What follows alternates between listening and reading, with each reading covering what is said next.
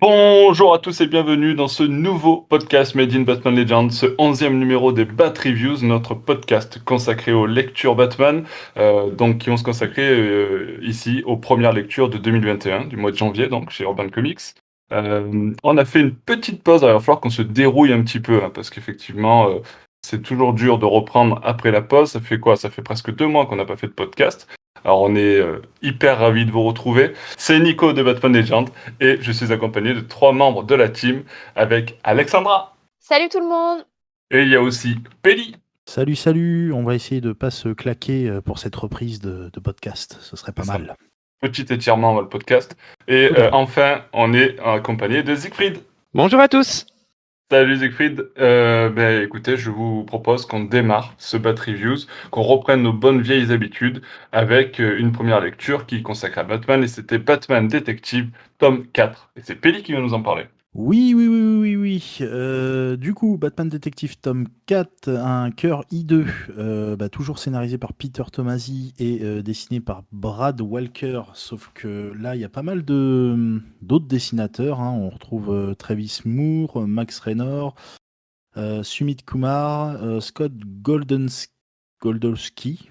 Je ne sais pas si je le prononce correctement. Enfin bref, il y a énormément de monde parce qu'en fait, c'est un comics 5 en 1.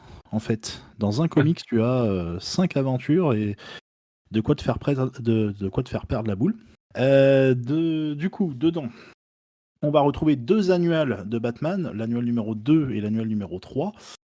Je vais vite fait faire un petit truc dessus. L'annual 2, franchement, c'est vraiment bof. J'ai pas trop apprécié là avec le méchant qui a Le faucheur. le faucheur, voilà. Non, on en reparlera du coup du faucheur. Voilà, ouais, j'ai pas trop, j'ai pas trop aimé. Après, ce que j'aime bien, c'est par contre, je trouve quand les seconds plans sont vachement réussis dans cet annuel numéro 2. Il y a des petits détails comme ça qui sont plutôt cool. Et par contre, c'est tout l'inverse parce que l'annuel numéro 3 avec l'histoire sur Alfred, j'ai adoré. J'ai adoré le scénario parce qu'on retrouve Alfred qui malheureusement nous a quittés. J'ai le droit de le dire, hein, parce qu'il y a prescription. Et du coup, c'est plutôt pas mal. Et les dessins aussi de Sumit Ce spoil Kumar quoi. sont vraiment magnifiques. Il n'y a pas de spoil, il y a prescription, quand même. Et du coup, ensuite, au niveau des autres récits, on a du 1018 au 1026, il me semble. Ouais, après, c'est pas trop tip top. On a une petite aventure vite fait de 2 issues où Batman affronte un espèce de dieu démon nordique. Ouais, ça a pas forcément été ma tasse de thé. Et puis après, on rentre dans le vif du sujet avec un arc spécialement dédié à Double Face. Et la dernière fois qu'on avait vu notre ami Double Face, c'était, si je dis pas de bêtises, lors des New 52 avec Batman et Robin, où il s'était tiré une balle dans la tête. Donc bon, la question c'était de savoir ce qui était devenu Il y le a personnage. Rebirth depuis. Après, entre-temps, il y a eu Rebirth, et puis on l'a revu sur All-Star Batman, il me semble, mais bon, voilà, c'était pas très clair, et là, au moins, on a la réponse de ce qui s'est passé, après qu'il se soit tiré une balle dans la tête. Ah Il est d'accord. encore, Ouais. il est Ils encore en vie, reviennent parce sur que... cet événement ou- Et effectivement, ils reviennent sur D'accord. cet événement, parce que nous avons notre ami, le Docteur Strange, qui en a profité, le Docteur Strange, Hugo Strange, pardon, qui en a profité pour implanter un petit truc dans la tête de Double Face, Voilà. qui fait qu'il a Ne vraiment, pour dévoile le pas coup, tout. voilà, je dévoile pas tout, mais il a vraiment des petits problèmes dans sa tête. Et puis voilà. Au niveau de cet arc, c'était plutôt sympa. Les dessins sont cool, la colorisation aussi, hein. De toute façon, avec Double Face, en général, on a toujours des jeux de couleurs assez sympas. Et on y voit d'autres personnages. On y voit par exemple le Joker, on y voit un autre ennemi de Batman qui a été pas mal utilisé ces dernières années. Et là, on le revoit encore, c'est plutôt cool. Et puis ensuite, on a un prélude à Joker War. Alors ça, j'ai pas trop aimé le prélude à Joker War parce que, alors même si c'est dessiné par Kenneth Rocafort, que j'adore comme dessinateur, le seul souci, c'est que je trouve que ça spoil légèrement, mais vraiment très très très très légèrement. C'est dommage, je trouve qu'ils auraient dû le mettre directement dans les récits de Joker War plutôt que de le mettre dans Batman Detective.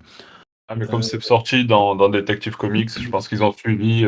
Oui, je pense aussi, voilà. Mais c'est vrai que c'est dommage parce que si moi, par exemple, j'étais pas à jour sur Joker War, là, je me suis fait légèrement, voilà. Mais c'est pas bien grave.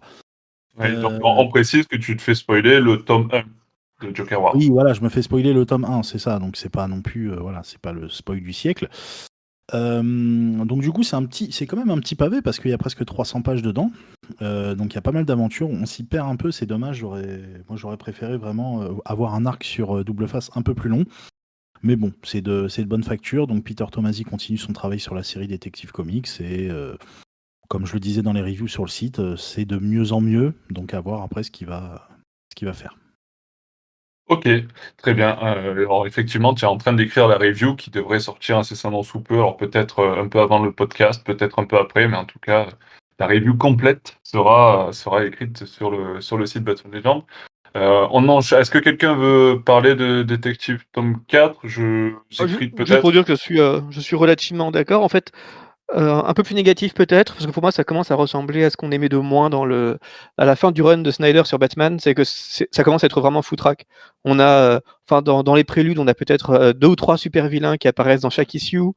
Et on a une accumulation de combats complètement illisibles, c'est du pur spectacle dont on ne sait pas trop à quel point ça fait avancer les choses et à quel point, enfin c'est supposé nous donner envie quand même de découvrir la Joker War. Et en fait, à part nous balancer 50 personnages dont on ne sait pas s'ils sont secondaires ou importants et des scènes d'action qui sont même pas intéressantes, ça fait pas grand chose. Enfin moi ça me hype vraiment pas pour Joker War, j'étais déjà vraiment pas hypé parce que j'étais déjà assez triste qu'on revienne à un truc aussi conventionnel de le Joker il dirige tout depuis le début, enfin un truc qu'on a déjà vu 50 fois après le run de King qui avait le mérite d'être originel.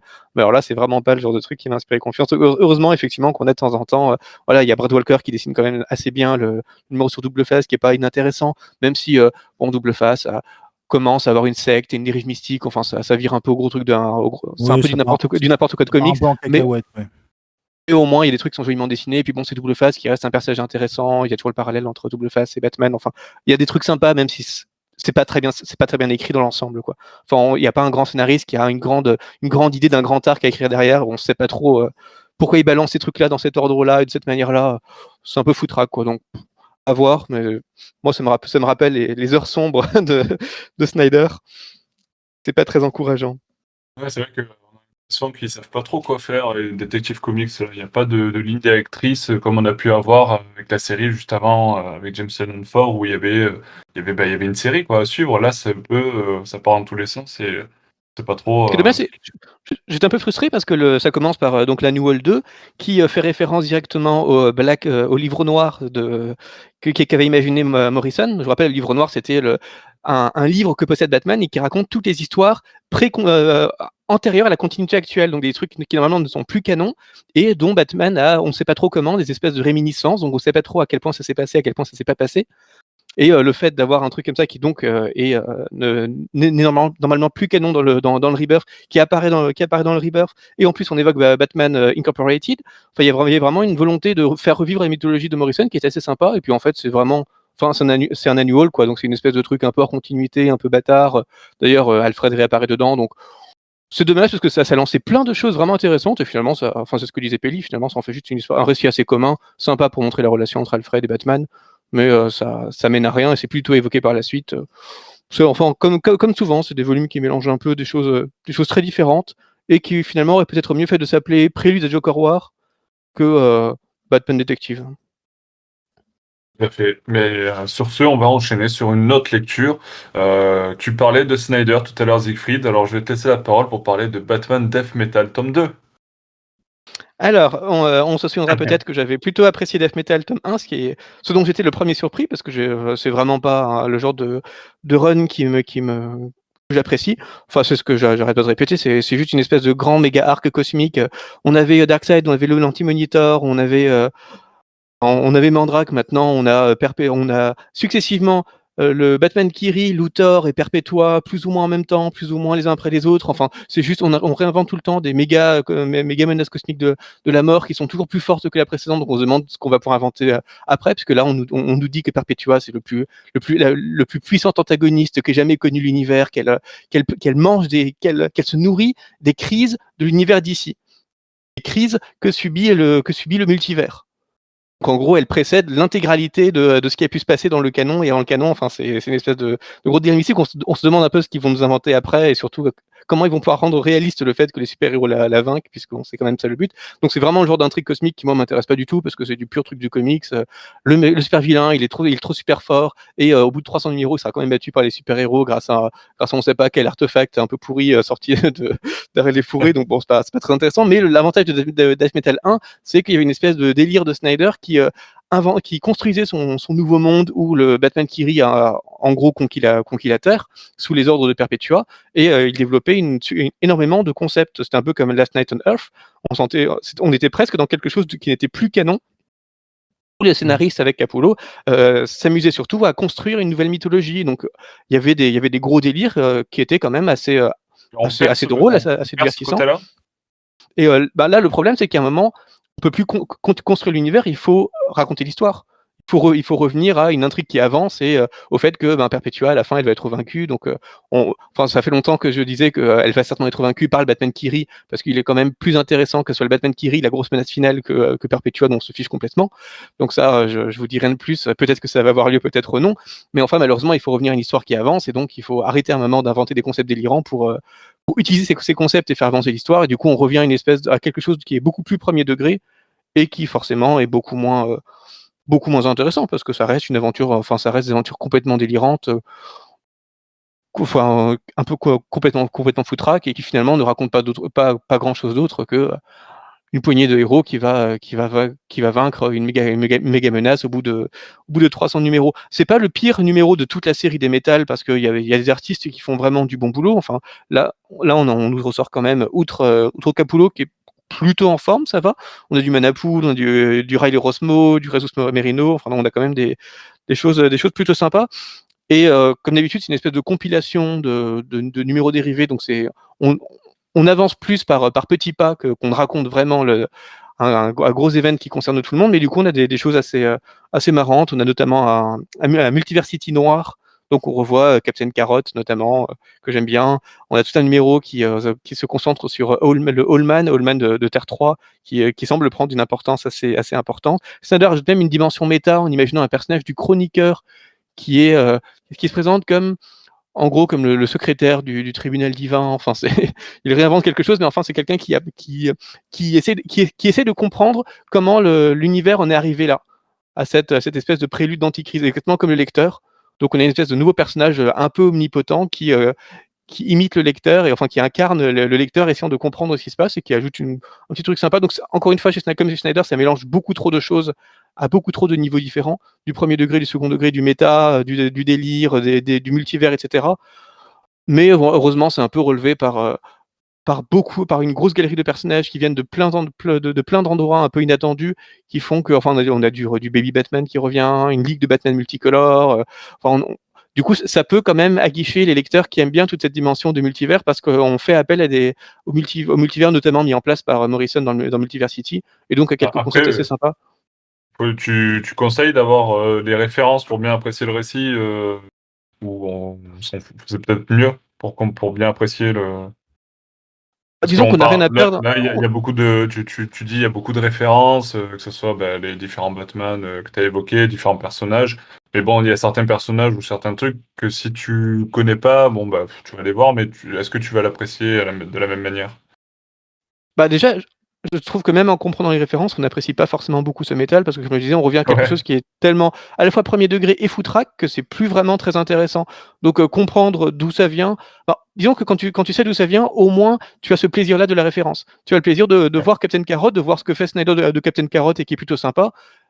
Et de te dire, ah oui, effectivement, c'est un personnage que j'avais déjà bien aimé dans Multiversity. Donc, on n'a rien à perdre à lire d'abord Multiversity, parce que Multiversity, déjà, c'est largement supérieur à tout ce que fait Snyder avec Metal. Donc, à la rigueur, on lit un meilleur comics, et ça permet de réapprécier quelques clins d'œil de Snyder. C'est pas indispensable pour comprendre, parce que de toute manière, on pourra jamais comprendre l'intégrité des références que fait Snyder, parce qu'il fait référence à beaucoup trop de choses éparses.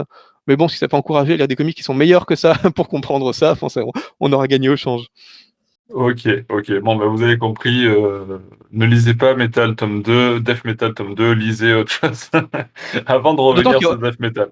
Il y aura encore 2 autres volumes, le 3 en mars et le 4 en mai. Et bon, J'ai pas trop suivi après le 4, donc je sais pas si ça finit vraiment tout l'arc ou pas, mais connaissant Snyder, j'ai quelques doutes. Je sais pas trop ce qu'ils nous ont inventé après Metal, mais bon voilà, ça commence à devenir vraiment long et après l'espèce de bulle d'air qu'avait été Metal 1, c'est un peu, je suis plus tout sûr de continuer quoi, mais on verra bien. Bon, on verra justement, on en reparlera certainement dans les prochains Bat Reviews. On enchaîne avec une troisième lecture, Girl Power. Je vais passer la parole à Alexandra pour nous parler de Selina Kyle, Catwoman, tome 2. Du coup, oui, je vais vous parler de Catwoman Selina Kyle, tome 2, donc qui est nommé Loin de Gotham. On est sur une suite directe du tome 1. On est toujours dans Catwoman qui s'est installée à Villa Hermosa, loin de Batman. Ce qui est intéressant dans celui-ci, alors j'ai plutôt un avis partagé, même si j'ai fait une critique qu'on peut dire positive sur le site Cher Site. Il y a un côté où j'ai beaucoup apprécié, où on sent le détachement et l'émancipation de Catwoman par rapport à Batman.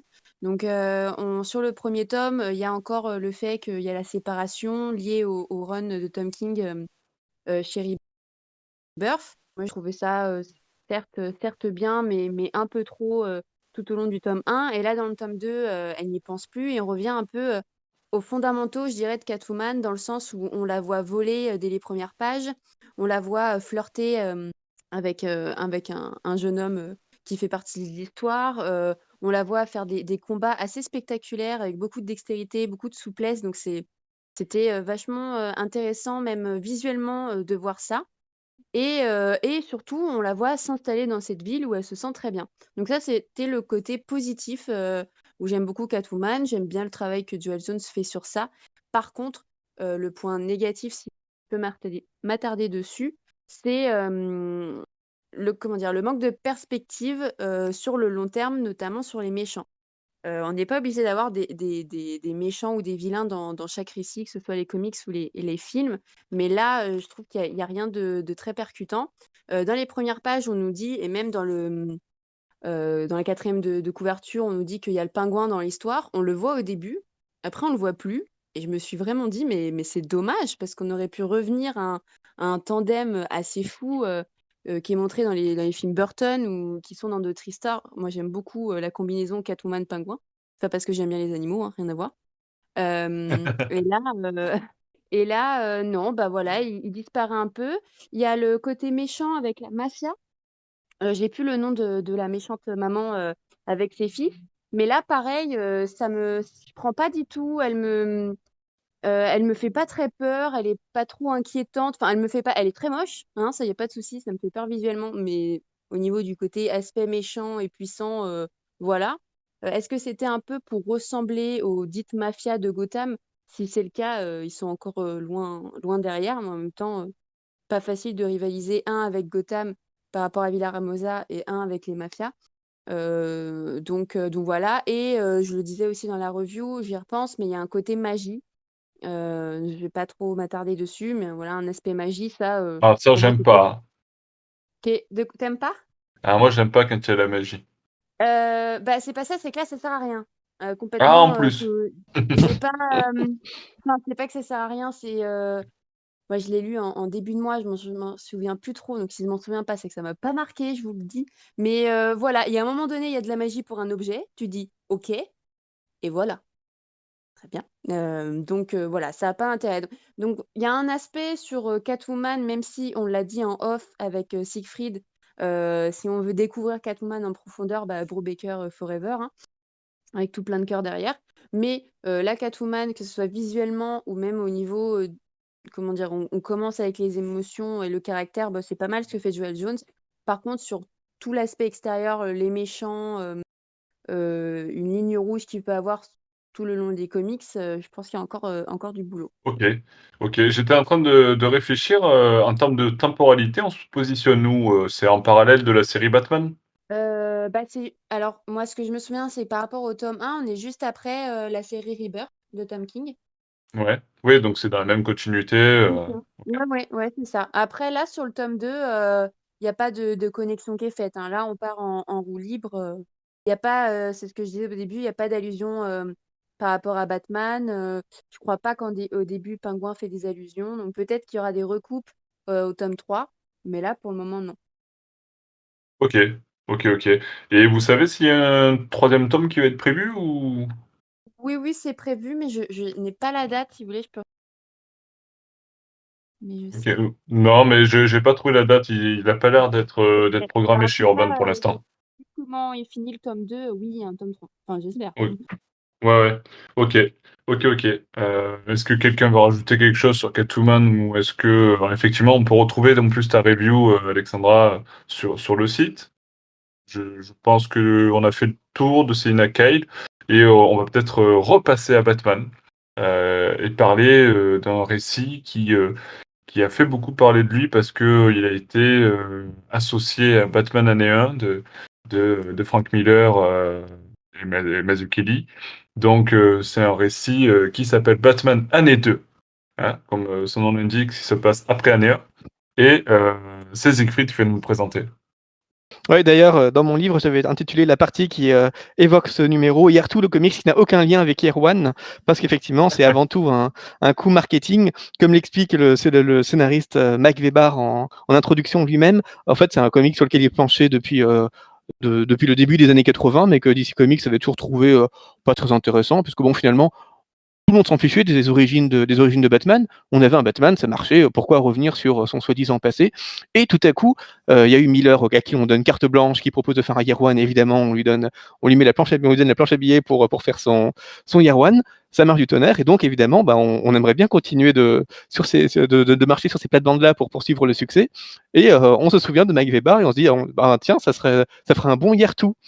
Donc on va reprendre l'histoire à 75% parce qu'il doit faire quelques petites modifications pour accrocher à la continuité de Year One.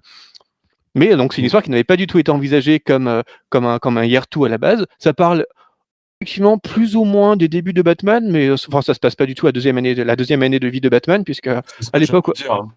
où ça se déroule, Gordon est déjà commissaire. Tout le monde sait que Batman et la police travaillent ensemble. Il y a un Bat-Signal. Enfin, on n'est vraiment pas dans. C'est vraiment pas la suite de Year One. À la rigueur, si on veut vraiment la suite spirituelle de Year One, il faudrait lire Superman Year One de Frank Miller, qui est sorti l'année dernière.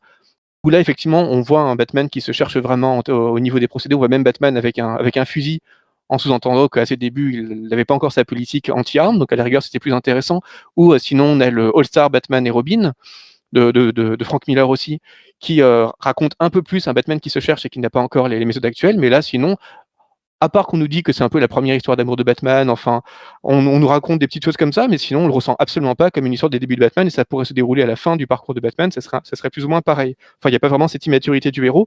Donc, à ce niveau-là, il y a une espèce de marketing un peu mensonger uniquement pour surfer sur Year One, et évidemment qu'on va retrouver après, puisque peu après ça, on va voir un Year 3, un Year 4, on va voir des Year One pour à peu près tous les personnages importants du DCverse, et des trucs qui finalement n'auront rien à voir les uns avec les autres. Enfin, c'est un joli procédé qui a permis de beaucoup plus parler du comics qu'il ne le méritait, parce que Year 2, c'est un comics assez sympathique sur Batman et Gordon qui sont bien embêtés quand dans Ville arrive le faucheur qui est qui se pense un peu comme un super-héros. Enfin, c'est un être extrêmement puissant qui traque et qui tue les criminels. Une espèce de Punisher en fait chez DC Comics. Évidemment, on retrouve toute une imagerie extrêmement violente parce que c'est les années 80 que DC un peu elle ramasse par rapport à Marvel. Et puis bon, on va avoir Image Comics bientôt. Enfin, il y a une cycle de violence qui commence à être vraiment appréciée par le lectorat. Donc c'est un peu un prétexte aussi pour montrer parce que le faucheur, il a des espèces de faux, du coup il tranche, il y a du sang partout, c'est une espèce de... Pour l'époque, ça devait être une espèce de déluge gore, aujourd'hui ça nous fait un peu rire, mais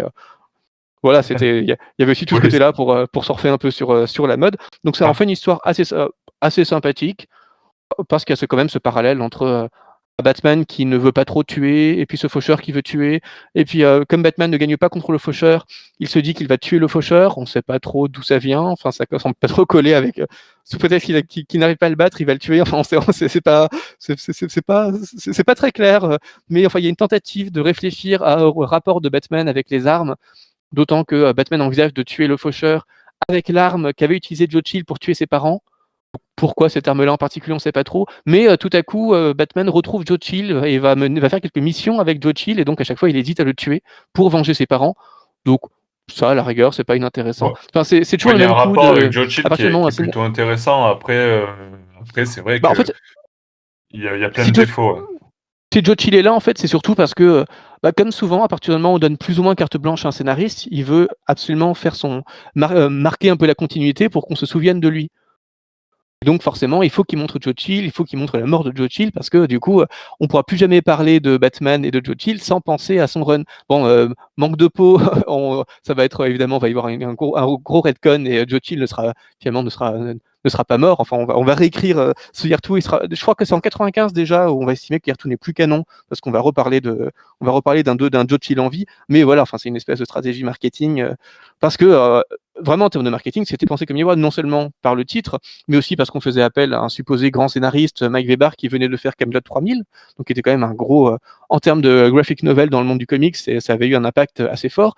Et puis, exactement comme Year One, juste après la publication en fascicule dans Detective Comics 575 à 578, on avait publié ça en TPB. Et c'était vraiment très rare à l'époque qu'on prenne des petits morceaux de run comme ça pour en faire des TPB immédiatement après. Donc il y a une volonté presque d'en faire un graphic novel qui a beaucoup aidé à son succès. Parce que voilà, enfin l'intérêt de ce volume, c'est Peut-être surtout le desservir aujourd'hui, parce qu'au final, on s'attend à un truc. avec le recul, tout à fait, oui. Mais voilà, enfin, du coup, il bénéficie quand même d'une espèce de réputation culte qui fait qu'aujourd'hui, on a quand même un peu de mal à dire que c'est nul parce que c'est pas si nul, mais c'est très très très loin de pouvoir être associé comme ça à Year One. D'autant que le dessin d'Alan Davis et de temps en temps de Todd McFarlane est sympathique, mais enfin, on est très très loin du dessin très recherché de Dave Mazzucchelli. Clairement, ça méritait pas d'en faire des TPB directement. Donc l'intérêt, c'est surtout que ça reprend un peu les premiers récits de Bill Finger, mais en rajoutant les personnages qui ont été inventés plus tard par O'Neill. Enfin voilà, ça fait une espèce de patchwork pour raconter un truc qui se passe plus ou moins au début de Batman et réfléchir au rapport de Batman avec la violence, mais toutes les pistes qui sont menées ne sont pas vraiment très bien menées. Enfin, toutes les décisions de Batman par rapport au port des armes sont assez arbitraires. Et toute sa relation avec Rachel Caspian, qui serait son premier grand amour, est sympathique. Mais bon, voilà, c'est un récit qui se lit plutôt bien. C'est dessiné vraiment très proprement, avec quelques idées. C'est un récit sympathique, mais c'est pas du tout un récit, un récit inoubliable. Ouais, je suis assez d'accord, hein. Je te rejoins sur plein de points. La seule chose où moi je dirais autre chose, c'est sur le fait où quand même on sent que la volonté de faire ce Batman un petit peu débutant, dans le sens où on le sent hésitant, on le sent pas sûr de ses gestes, de ses choix, de ce qu'il va faire. On sent qu'il y a cette ambiguïté, hein. On sent qu'il n'est pas très à l'aise avec, tu vois, ne serait-ce que les combats, ou comment appréhender le faucheur. Il se fait démonter 2-3 fois. Enfin, c'est pas le Batman avec l'assurance qu'on le connaît et qui le détermine aujourd'hui, tu vois. Donc c'est là où, bon, il y a quand même ce truc-là de dire c'est quand même un Batman voilà, qui est pas très aguerri. Mais effectivement, on est loin d'une suite directe à année 1. C'est aussi parce qu'on a plus l'habitude d'un Batman qui se fait dérouiller. Maintenant, Batman, c'est un type qui peut donner des coups de poing à Darkseid. Bon, on est loin de cette idée-là. Mais si on prenait le Batman d'aujourd'hui, qu'il se faisait dérouiller 2-3 fois par le même super vilain, c'est peut-être qu'il pourrait aussi se remettre en cause et douter et être un petit peu maladroit comme l'est celui-là. Mais effectivement, il ne se dirait pas tout de suite, tiens, je vais prendre un pistolet pour le tuer. Enfin, on ne sait pas trop d'où ça vient tout ça. Enfin, c'est un peu bizarre. Et donc dans ce volume Year 2, on a également 2 autres histoires qui sont un peu la espèce de suite, toujours par le même scénariste et en reprenant le personnage du faucheur. Donc on a Full Circle, cercle vicieux, avec le fils de Joe Chill qui se déguise en faucheur. C'est complètement oubliable. Ça se lit, hein, mais franchement, c'est assez oubliable. Et ensuite, on a La Vengeance du Faucheur, qui pour le coup est vraiment très moche. C'est dessiné par Jerry Bingham et c'est complètement daté. Et c'est vraiment son intérêt. En fait, le seul intérêt, c'est que comme on a eu le Faucheur, qui était donc un Caspian, et comme on a eu le Faucheur qui était incarné par les enfants de Joe Chill, on se dit, tiens, le Faucheur, ça va peut-être être Rachel Caspian.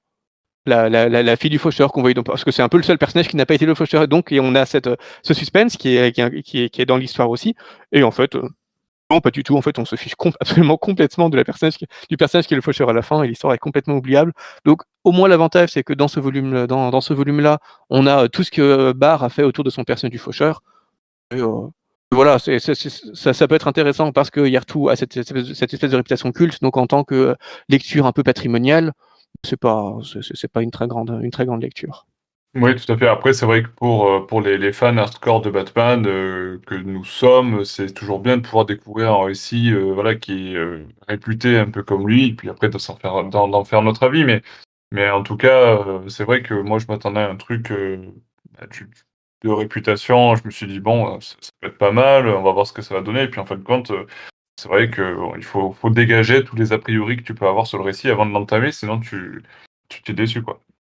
Tout le monde le dira, regardez plutôt le film d'animation Mask of the Phantasm, qui est directement tiré de ce Year 2, et que beaucoup considèrent comme le meilleur film Batman tout court, y compris live action, qui est effectivement un très très bon dessin animé sur Batman, et qui reprend la plupart des idées de Barr, mais dans une esthétique un peu plus léchée, avec quelques twists sympas, beaucoup plus rythmés, enfin Ouais, bah, beaucoup de choses différentes. Ouais, c'est bien mieux et bien plus lisible que ce Year 2.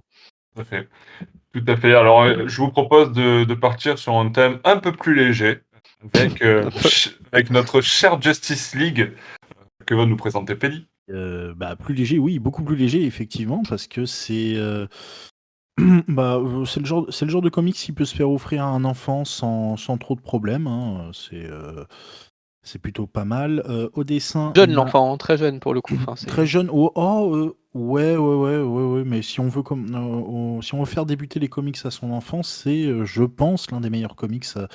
Enfin, l'une des choses qu'il faut offrir à son enfant si on veut lui faire débuter les comics. Au niveau des dessins, c'est Gustavo Duarte et le scénariste, c'est Michael Northrop. Je ne sais pas si je prononce correctement. Donc c'est petit, hein, 160 pages à peu près. Donc le concept est simple, c'est tout simplement la Justice League qui répond aux mails de plusieurs enfants, qui leur envoient des mails pour leur poser des petites questions du style bah dis donc Aquaman, tu nages dans l'eau, est-ce que tu sens le poisson? Ou à Superman, est-ce que tu as déjà fait des bêtises? Enfin bref, voilà, des petites choses comme ça. Donc c'est très intéressant et c'est séparé en plusieurs chapitres. Du coup, donc un chapitre par membre de la Justice League. Donc dans cette Justice League-là, on retrouve Hawkgirl, Superman, Flash, Wonder Woman, Batman, Green Lantern avec Simone Baz, Cyborg, Aquaman. Enfin voilà, une Justice League qui fait un peu penser à la Justice League de base, il me semble. Euh, mais ça, je suis pas tellement sûr. Donc ça reste très enfantin. De toute façon, c'est édité chez Urban Kids, hein. Donc ça reste très enfantin, mais très drôle. Le dessin est vraiment cool, la colorisation est super claire. On a l'impression d'avoir un petit dessin qui a été colorié au crayon de couleur. C'est assez marrant. Et franchement, je pensais pas forcément aimer, sachant que je ne suis pas un enfant, mais pourtant je l'ai dévoré d'une seule traite. Et franchement, je me suis bien marré. Il y a des C'est petits parce qu'on gags. est tous de grands enfants. Ah bah là pour le coup j'ai retrouvé vraiment mon esprit d'enfant et je pense d'ailleurs l'offrir à un de mes neveux pour son anniversaire parce que clairement c'est énorme quoi, c'est marrant, c'est des petits gags comme ça, c'est des petits trucs, c'est après voilà ça plaira pas forcément à tout le monde hein, parce qu'il faut un public particulier mais à partir de 6 ans franchement ça se lit impeccable et il y a pas c'est super drôle, c'est franchement bien réussi. Et justement, alors tu parlais d'un enfant de 6 ans, alors j'imagine que les enfants de 6 ans n'écoutent pas notre podcast, mais sait-on jamais. Mais est-ce que en tant qu'adulte aguerri, père de famille ou autre, on peut quand même apprécier bien ce récit Oui, ouais, ça fait le charme, ça fonctionne. Franchement, si on a une part d'esprit enfantin en nous, ça fonctionne. Si on retrouve ce petit esprit-là, et c'est vraiment cool. Ça change de lire des récits qui sont complètement décontractés, qui se prennent pas au sérieux, et là c'est le cas, et ça fait plaisir, ça fait du bien. Ok. Mais alors, en complément, je dirais quand même que s'il y a des parents qui nous écoutent et que vous avez des enfants qui ont un tout petit peu plus de 6 ans, l'année dernière, on a quand même eu à la fois Les Contes de Gotham et Superman écrase le clan, qui étaient deux comics Urban Kids aussi, et qui sont infiniment plus profonds, plus jolis, plus Oui, poétiques, plus intéressants que celui-là. Chez Justice League, c'est oui, bien vraiment sûr, bien sûr. un peu gamin, un peu léger. Donc voilà, mesurez bien par rapport à l'âge de votre enfant aussi, parce qu'à partir du moment où il est en âge de lire Les Contes de Gotham ou Superman écrase le clan, ça reste des comics Urban Kids beaucoup plus enrichissants que ne peut l'être Justice League, qui est surtout vraiment très léger et qui s'adressera à des enfants pour le coup vraiment plus jeunes, ne pouvant pas forcément avoir de recul ou de lecture un peu distanciée des comics qu'on leur donne.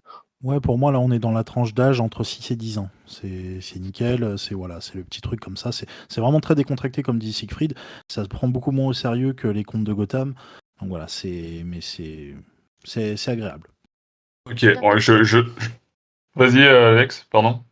Du coup, ayant une petite expérience de libraire, je trouve ça intéressant que même dans la catégorie Urban Kids, on a des différenciations comme ça. Donc, tu l'as dit, Siegfried, les contes de Gotham, on va dire que c'est un peu au-dessus, peut-être à partir de 7 ans. Et du coup, Cher Justice League est vraiment très, très enfant. Et c'est bien parce que ça fait différentes propositions et différentes évolutions d'âge, quoi. Donc, peut-être que pour eux, c'était pas du tout prévu, mais que nous, on peut le présenter comme ça. Clairement, il y a une tranche 6 ans et une tranche 7-8 ans et plus, oui. Mmh. Sachant que les 7-8 ans et plus, pour le coup, enfin Superman écrase le clan ou les contes de Gotham, ça peut vraiment être apprécié par un regard d'adulte, parce que c'est vraiment des propositions qui peuvent nous apporter quelque chose à nous aussi. Là où Cher Justice League, ça nous apporte surtout une petite bulle d'air rafraîchissante, mais pas, Ah, c'est ça. Comme tu le pas disais, une lecture aussi marquante. Gotham, par exemple, c'est vraiment vu sur le côté poétique. Voilà, c'est très romancé. C'est magnifique en termes de dessin aussi, mais voilà, c'est pour des enfants plus vieux pour qu'ils puissent comprendre effectivement comme je disais, c'est beaucoup plus romancé et poétique. Et comme tu le disais, ouais, Justice League, c'est vraiment cette petite bulle, tac, ce petit côté un peu rigolo, vraiment pas pris au sérieux. Voilà, je crois que j'ai eu sur la première histoire de Superman, j'ai eu un fou rire pas possible quand il explique pourquoi il fait pas attention des fois. Enfin bref, voilà, c'est complètement décontracté et c'est vraiment cool. Donc voilà, pour résumer, si vous avez un petit cadeau à faire à un enfant d'un assez jeune âge qui veut découvrir un petit peu les comics, vous pouvez partir sur Cher Justice League. Ça. Je noterai au passage que Siegfried ne perd pas une occasion de parler des contes de Gotham. Et, et on enchaîne avec Batman Mythologie, la nouvelle collection lancée chez Urban Comics, et le premier numéro se consacrait à la Batcave. Et c'est Siegfried qui va nous en parler. Alors tout à fait, donc c'est une série qui pour l'instant est envisagée en 3 anthologies. Donc après la Batcave, on aura un numéro sur Gotham et un numéro sur Bruce Wayne. Alors Donc je corrige, il y aura 6 numéros. oui, j'ai dit pour l'instant. Pour l'instant, les trois qui Ouais. sont qui sont nommés, ce sont les ceux-là. Donc évidemment, il y en a d'autres qui seront envisagés après. Mais pour l'instant, au dos de Batman Fury à Batcave, ils annoncent déjà une anthologie Gotham et donc la mythologie Bruce Wayne. Tu as Ouais, déjà le titre des autres, hein? ouais, tout à fait. Les autres se nomment, alors j'ouvre la page, on en a parlé sur Batman Legend. Donc après Gotham City et Bruce Wayne, c'est ça que tu as dit? Ouais. Euh, On a un tome consacré à la Batmobile, un tome consacré aux alliés de Batman et un tome consacré aux morts de Batman. Voilà. Donc moi je trouve, enfin l'idée est vraiment assez formidable, enfin faire ces anthologies thématiques qui reprennent en fait assez le principe des DC anthologies, et je trouve quand même que c'est mené un peu moins bien que les DC anthologies. Donc là l'avantage c'est qu'on a une approche plutôt thématique, donc on aura exactement de la même manière plusieurs fascicules correspondant au thème pour retracer l'histoire, mais dans une approche qui ne sera pas chronologique, mais les fascicules vont être répartis en différents thèmes, donc évidemment les origines de la Batcave, mais aussi les différents trophées dans la Batcave, par exemple. Mais l'avantage d'ici Anthologie, enfin ce que j'aime vraiment beaucoup dans cette ancienne formule, c'est qu'au début de chaque fascicule, on avait une introduction assez développée en une page qui vraiment replaçait le comics dans le contexte, parlait un peu des auteurs, expliquait un peu ce qui s'était passé dans le monde éditorial du comics pour qu'on en arrive là. Et là, ça fait assez cruellement défaut quand même. Je vais donner un exemple qui moi m'a vraiment assez frappé. Donc la Batcave, à l'origine, elle a été inventée dans le serial Batman, dans les films Batman qui passaient au cinéma. C'est sur le plateau, les auteurs de Batman qui se sont dit tiens, en fait, ce serait une bonne idée d'intégrer ça aux comics. Donc ils l'ont introduit dans les strips, dans les strips, dans les dailies de Batman, avant seulement que ça apparaisse dans les comics. Et ça, on n'en parle jamais dans ce volume. Tant on a bien une espèce d'introduction, mais on nous parle jamais de la création de la Batcave elle-même.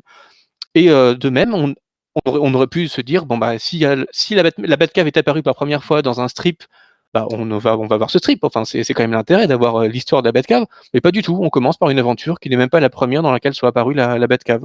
Donc il y a ce choix qui est un peu curieux parce que d'un volume qui s'appelle Mythologie de la Batcave et qui reprend des aventures qui vont des années 40 jusqu'à aujourd'hui, on pourrait s'attendre à ce qu'il y ait quand même une certaine volonté d'exhaustivité, ou au moins qu'on ait tous les éléments qu'il faut pour bien appréhender la Batcave. Enfin, c'est ce que j'attendrais a priori assez légitimement, je crois. Et donc, on a cette dimension historique qui est complètement passée à la trappe parce qu'il y a très très peu de textes explicatifs et que même dans les choix qui sont faits, il y en a qui paraissent moins pertinents que d'autres. En tout cas, je me serais attendu quand même à retrouver ces évocations, au moins le premier strip dans lequel apparaît la Batcave. Donc c'est assez curieux.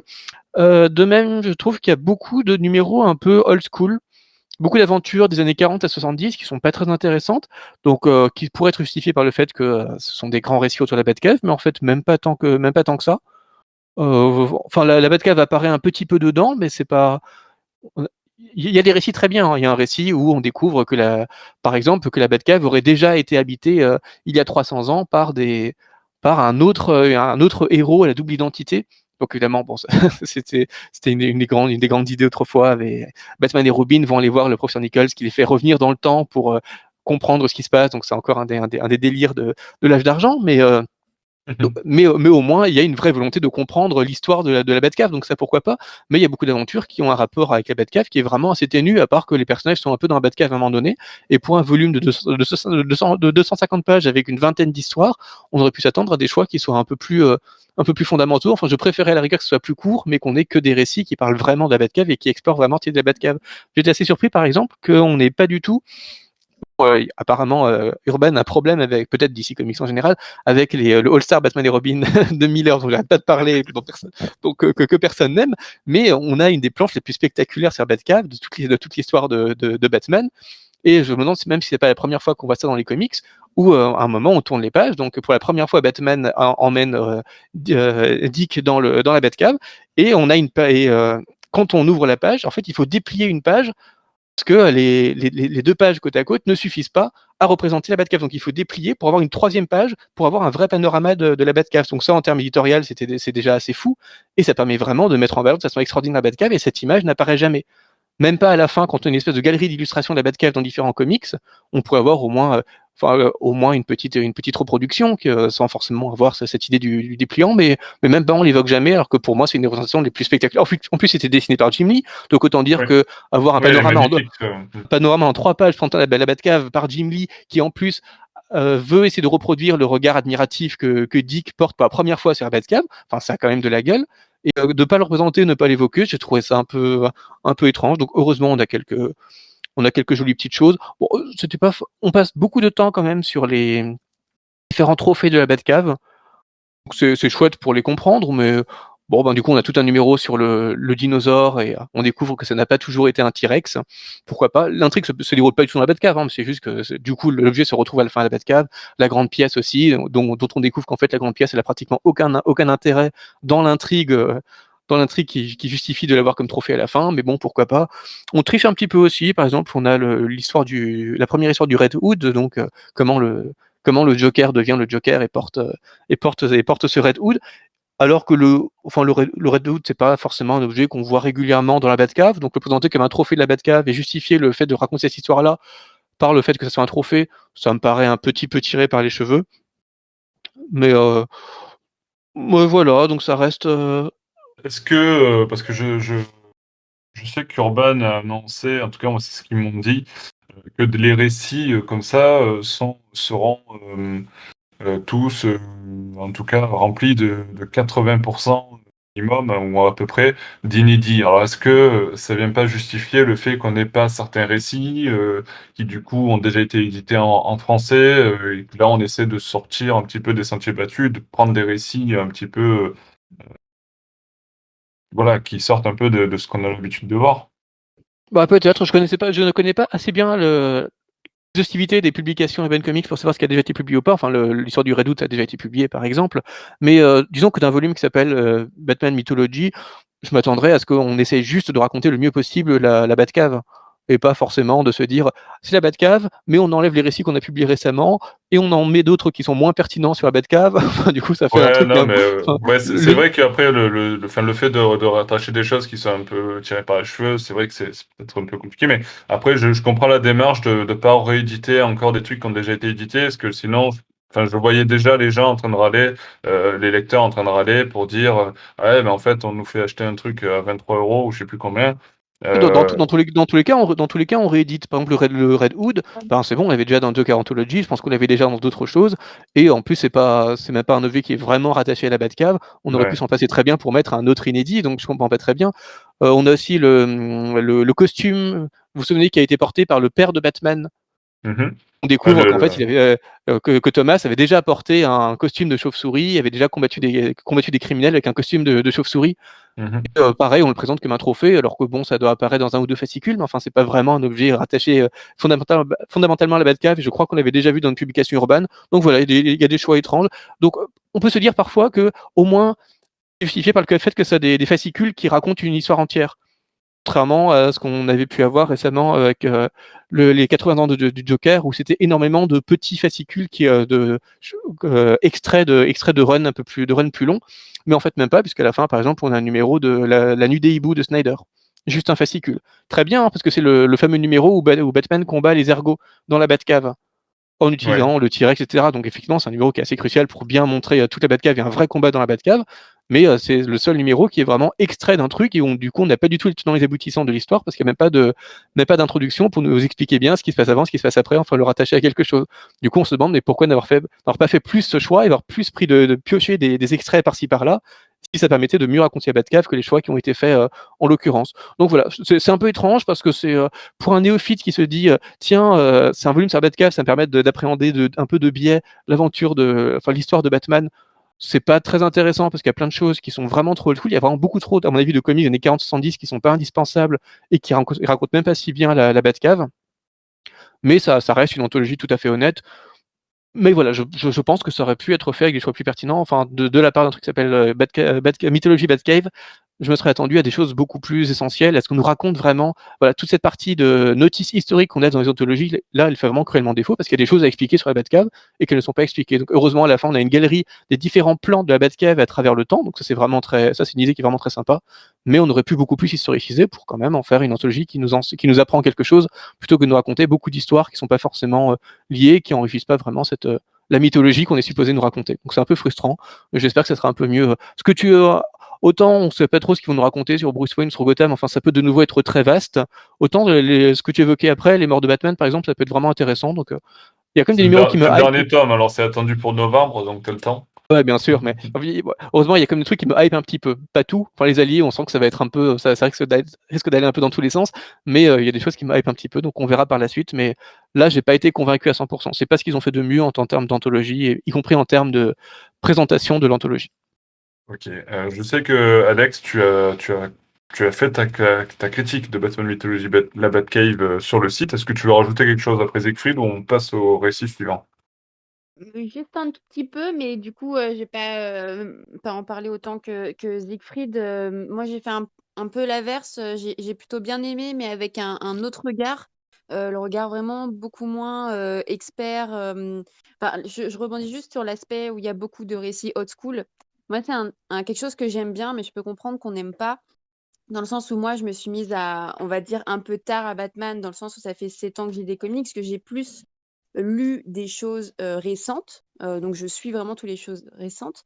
Mais que c'est avec ce genre d'anthologie, même si le format anthologie est un peu bizarre, hein, je suis d'accord avec toi, Siegfried, c'est avec ce genre de comics que je peux vraiment puiser dans tous les premiers récits de Batman dès 1939. C'est des choses voilà, que j'avais jamais lues et je suis toujours très curieuse. Même si c'est vrai que le lien avec la Batcave est peut-être un peu bizarre. Moi, j'ai trouvé que ça faisait sens. J'ai beaucoup aimé comment ils ont fait, comment dire, une sorte de chapitre où on a les origines, les trophées. Bah, les trophées, ça fait partie de la Batcave, ça fait partie de l'histoire. Pour moi, c'était cohérent. Et puis, voilà, c'est le côté curieux. Je me dis, ah, il y a ça dans la Batcave. Moi-même, je ne savais pas du tout ce que ça représentait. Même si c'est pas vraiment, on va dire, l'origine officielle. Bah voilà, pour moi, ça me fait toujours du plus.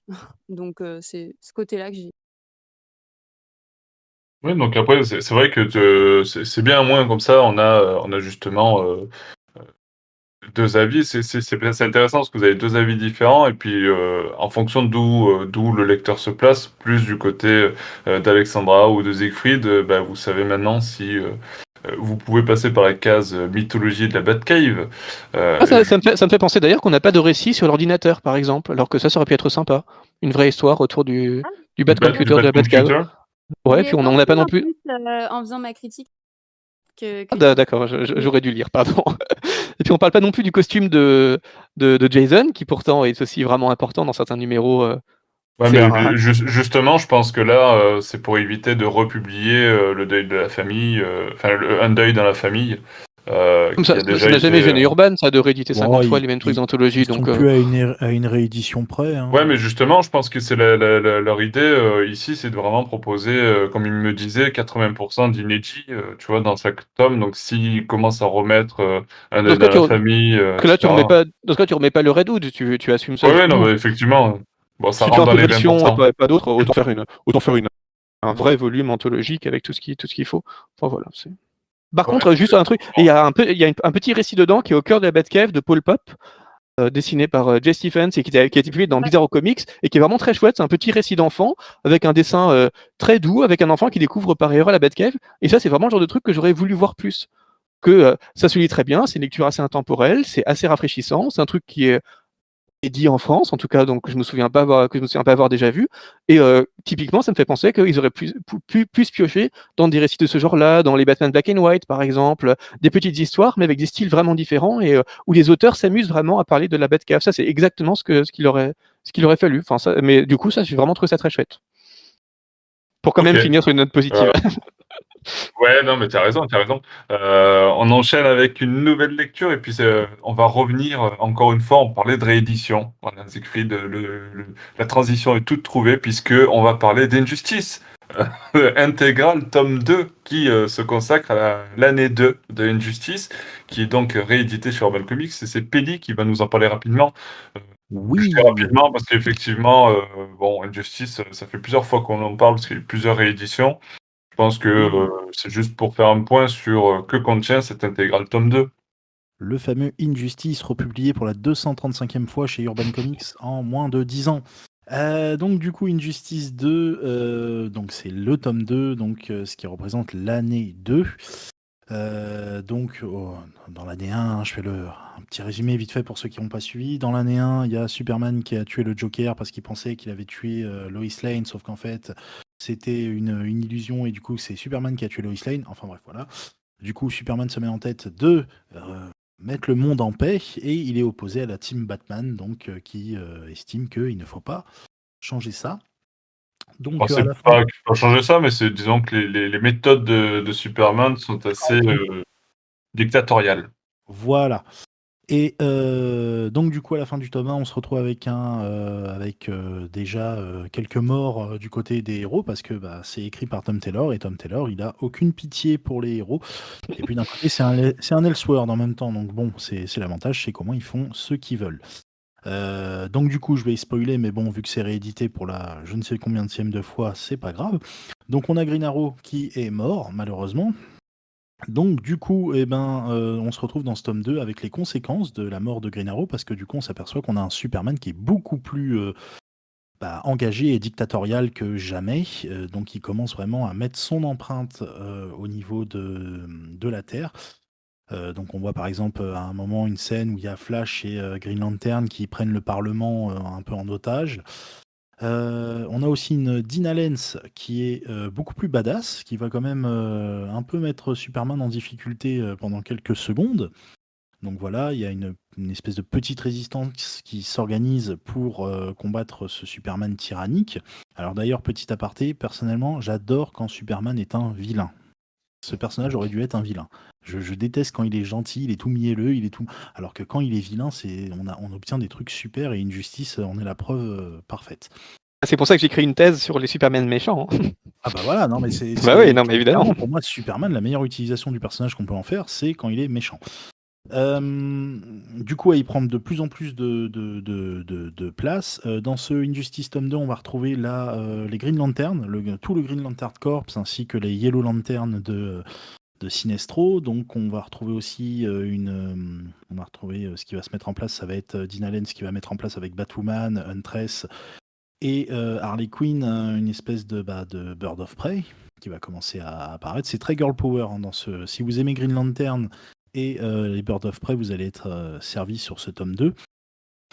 Donc voilà, on y retrouve un peu aussi Harley Quinn qui explique son sentiment suite à la disparition du Joker. Donc voilà, tout ça dans cette année 2 et c'est plutôt ça reste de bonne facture. Après, c'est sûr, comme nous, on l'a lu déjà plusieurs fois, c'est bien, c'est très bien. Pour ceux qui ne l'ont pas lu, qui ne l'ont jamais lu, je vous le conseille. Mais voilà, c'est vrai que la réédition commence à être un peu pesante. Oui, ça fait beaucoup J'aime- de rééditions. hein. Ouais, mais Comment moi j'aime bien ce numéro parce que c'est assez chouette ce qu'on fait de Sinestro. Enfin, c'est un des Ah oui, c'est meilleurs très arcs. fun. C'est un des meilleurs arcs que je trouve de toute la saga Injustice, puisqu'on a vraiment ce Sinestro qui essaye d'aider Superman, et donc la question de savoir quand est-ce il va finir par trahir Superman, quels intérêts il défend ou C'est pas, ça. et de voir ce Superman qui n'est pas juste un dictateur qui vient de tuer Green Arrow, donc là on se dit bon c'est un peu fichu, mais de le voir un peu naïf, essayer de se fier à Sinestro parce qu'il voit que Sinestro peut lui apporter quelque chose, mais se méfier quand même parce qu'il veut pas non plus devenir complètement méchant. Enfin, il y a une espèce de tension à accepter ou pas ce que des super vilains peuvent lui apporter, qui est assez intéressante et qu'on retrouvera beaucoup moins par la suite où il devient de plus en plus psychopathe. Là, il y a une espèce de naïveté ou de réflexion qui est plutôt sympathique. Donc c'est vraiment très bien amené toute cette présence de Sinestro dans cette année 2. Donc c'est vraiment ça fait partie des meilleurs volumes à mon avis de cette Tu édition. parlais de tension et tout, mais c'est vrai que les 2-3 issues où on a le corps des Green Lantern versus Superman, ouais, c'est quand même assez. C'est Ouais, vraiment quand même, pas, ouais. c'est quand même pas mal, ouais. Franchement, c'est là qu'on s'aperçoit vraiment que, ouais, on a dépassé un point. Déjà dans le tome 1, on s'aperçoit qu'on dépasse un point de non-retour avec Superman, mais là, voilà, on a encore plus cette sensation.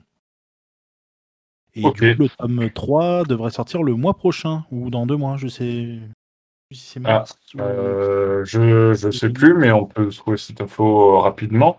il me Je semble que c'est dirais qu'il mars. sort plutôt au mois de mars. Ouais, c'est mars, tout à Ouais, fait. Le tome 3, donc, qui représentera la 3e année.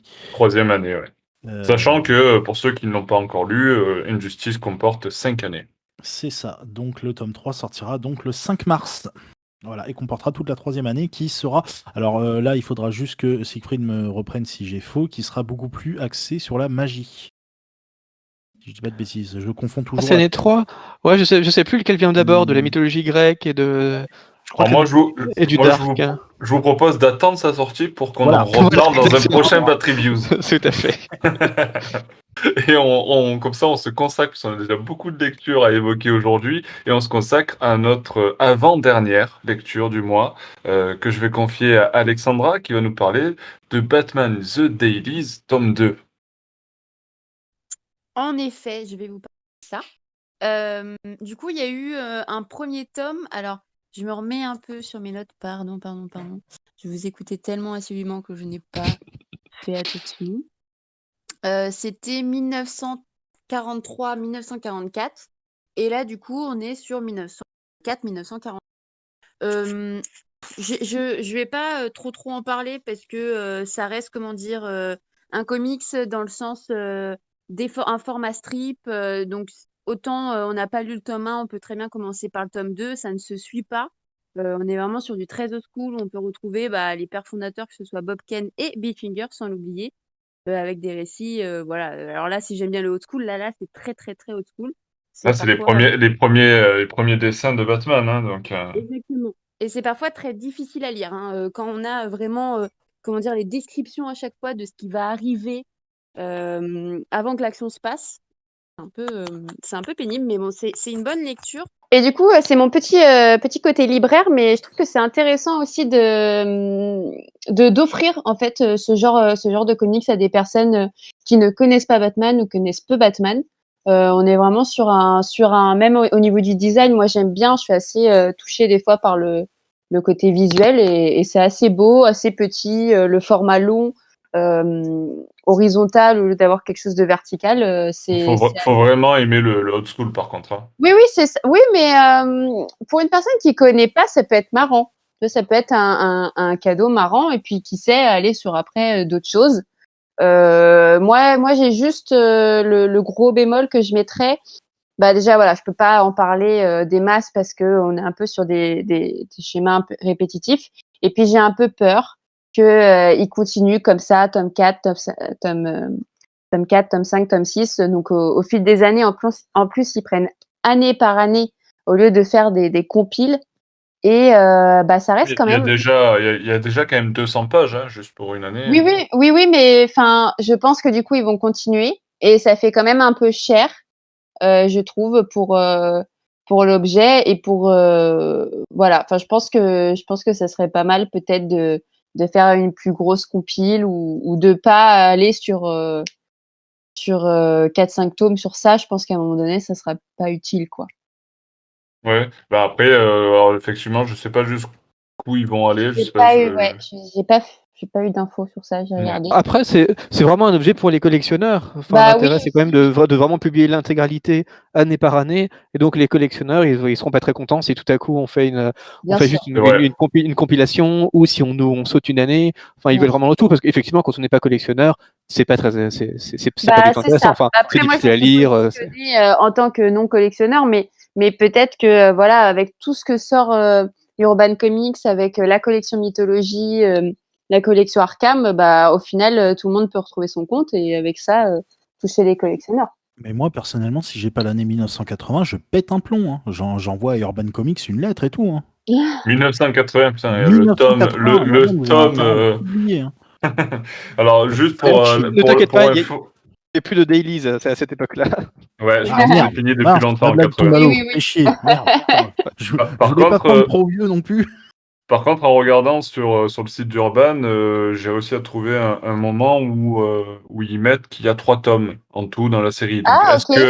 est-ce que c'est les 3 tomes qui sont rentrés dans leur fichier et qu'il y en aura d'autres après, ou est-ce que c'est les 3 tomes en Non, tout? en vrai, Il y a quand même un petit doute qui subsiste, mais si c'est 3 tomes, franchement, je trouve ça parfait. Et du coup, je gomme ce que je viens de dire, dans le sens où moi, Non, je m'étais imaginé que ça allait partir très très loin. Ouais, Mais les non, dailies ont duré de 43 à 46, hein, ça n'a pas été publié ensuite. Ah, En bah fait, c'est bon alors. ils ont refait une parution de oui. nouveaux dailies en 53, mais c'était 43-46 la publication des Vu que Batman Robin celui-ci, dailies. c'est C'est le 44, dernier, oui. 45, le prochain sera 45, 46. Donc si je Bah, n'ai pas voilà. l'année 46, ça va chier. Ok, Tu vas mais l'avoir, ne tu t'inquiète voulais pas. le 80, donc il faut savoir. Au final, j'ai changé d'avis, j'ai regardé dans ma collection, il me manque celui-là. Donc voilà, pour offrir ou pour lire sans se prendre la tête, c'est sympa. Alors je tiens à dire Ok. que mon anniversaire est en mai, donc si Ouais, mais on aura aura oublié d'ici là. Hein. Là, je suis au vert Non, mais demain. vous inquiétez pas, je peux vous le rappeler à chaque podcast. Il n'y a aucun souci, ça ne me dérange pas. Je participe à quasiment tous les podcasts, donc voilà. Moi, c'était le 8. Il est où mon cadeau? le 8 février, ouais, effectivement. Ouais. Ouais, mais on est avec le couvre-feu, tout ça. Enfin, bref. Ouais, je comprends, Du voilà, là, Ouais. tu as fêté ton anniversaire, c'est pas très Covid-friendly, donc tu vois. Bref, revenons-en à nos lectures et enfin sur notre dernière lecture. Pour les dailies, qui- l'un des intérêts, je trouve, des Vas-y, dailies, vas-y. c'est de pouvoir les trouver en bibliothèque, parce que moi, c'est comme ça que j'avais lu dans une ancienne édition. Mmh. Je les ai découverts il y a peut-être 10 ans à la bibliothèque municipale de la Part-Dieu, d'anciennes éditions de publications VF des dailies. Et là, du coup, ça a tout son sens, puisqu'on dispose dans un lieu de patrimoine d'albums patrimoniaux, donc sans forcément les acheter. Là, au moins, n'importe qui peut y avoir accès sans forcément être un collectionneur qui veut absolument posséder des trucs qu'il lira probablement jamais. Mais ça fait beaucoup de sens. Donc, en tant que publication de bibliothèque, ça peut être assez intéressant. D'autant quand même que même si la partie dailies, bon, on va rarement lire de la première page à la dernière parce que c'est quand même pas très agréable à lire. Là, on a vraiment des introductions qui sont très bien faites. On doit avoir entre 10 et 15 pages d'introduction qui sont. Enfin, Urban est vraiment très fort pour les introductions. Et là, pour le coup, l'introduction, elle est assez passionnante de ce volume de dailies. Donc là, pour le coup, il y a vraiment un intérêt analytique pour mieux appréhender l'histoire de Batman. En ce sens-là, quand même, c'est des volumes qui se justifient. Tout à fait, tout à fait. Après, c'est vrai que bon, ça reste quand même très très old school, donc ça, il faut vraiment se le mettre en tête parce que faut pas s'attendre à du Batman. Oui, ben, c'est pour ça que je le considère plutôt en bibliothèque plutôt que de l'acheter. Moi, j'aurais pas l'idée d'avoir ces 3 volumes là chez moi. Ouais, mais t'as moins l'âme du collectionneur, c'est pour ça. Oui, c'est vrai aussi. Sur ce, on enchaîne sur notre dernière lecture du mois, les New Teen Titans, tome 4. Du coup, Siegfried garde la parole. Oui, donc c'est sans doute le meilleur volume des Teen Titans, le plus intéressant. Enfin, en tout cas, c'est un de ceux qui m'a Enfin, il compile les histoires qui m'ont le plus marqué, qui ont sans doute le plus marqué les lecteurs, puisque c'est au cours de ce tome 4 que Dick devient enfin Nightwing, par exemple. Ah, enfin. C'est quand même plutôt pas mal. Et puis on a Il aurait fallu attendre presque 2000 pages, quoi. Voilà, c'est un peu l'idée, oui. Pardon. C'est très drôle, parce que c'est vrai que c'est très dense. Et donc c'est aussi dans ce volume-là qu'on a 2 des arcs les plus importants de toute l'histoire des Titans, qui sont le contrat Judas et le règne de Trigon. Donc le fin Trigon, on s'en souvient maintenant au moins grâce ou à cause de la série Titans, donc où Raven enfin le père de Raven, qui est une espèce de diable, revient, et donc Raven doit se sacrifier pour l'affronter. Donc ça fait partie on a ces 2 événements, 2 ou 3 si on ajoute en plus le Dick qui devient Nightwing pour le Judas Contract, qui font partie des événements majeurs de l'histoire des Teen Titans et qui rendent ce volume absolument mémorable. Donc moi, j'ai vraiment une préférence pour le contrat Judas, qui est probablement un des arcs de l'histoire du comics qui m'a le plus marqué. Et ça, c'est pas un truc que je dis souvent, parce que Ça, c'est vrai. c'est toute l'histoire de Terra.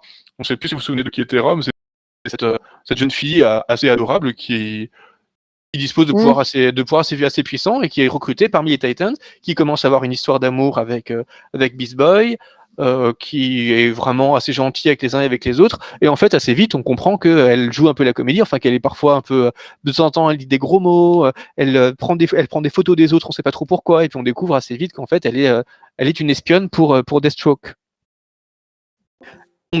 Mais jusqu'à la fin, on se dit que bon, c'est une espèce de c'est méchante un peu de circonstance, mais comme c'est une jeune fille qui doit avoir 13-14 ans et qu'elle a quand même des moments très gentils, compris une histoire d'amour, elle va finir par redevenir gentille. Enfin, c'est une intrigue assez cliché du personnage qui est méchant à la base et qui découvre la gentillesse et qui finalement va se convertir au pouvoir de l'amour et affronter son mentor de super vilain.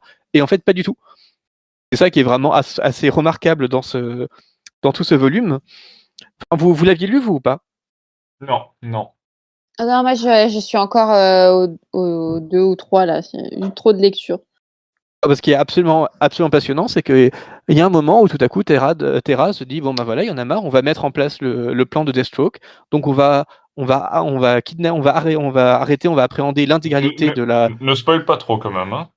Enfin, c'est quand même un volume des années 80 qui est culte, donc il y a un moment où si on peut plus parler Ouais, de mais- Terra. En Ouais, plus, ouais. on en avait déjà parlé dans le volume sur le Oui. multivers noir. Et justement, ça c'est un truc qui est assez intéressant, c'est que je conseillerais pratiquement plus d'acheter le multivers noir que d'acheter New Titans volume 4, ce qui est un peu paradoxal parce que le multivers noir c'est quand même connecté à tout ce qui est métal, donc des délires pas très intéressants.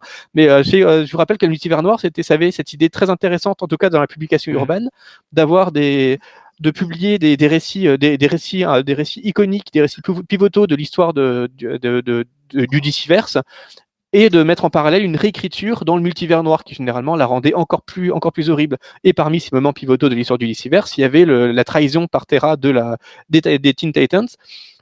Donc on avait déjà en gros pratiquement tout cet arc-là dans le multivers noir. Et en fait, ce qui était fascinant, c'est de se rendre compte que l'histoire de Wolfman et Perez était beaucoup plus sombre, beaucoup plus terrible que sa réécriture contemporaine, qui ne parvenait en fait pas à rivaliser avec l'horreur profonde inspirée par les comics originaux.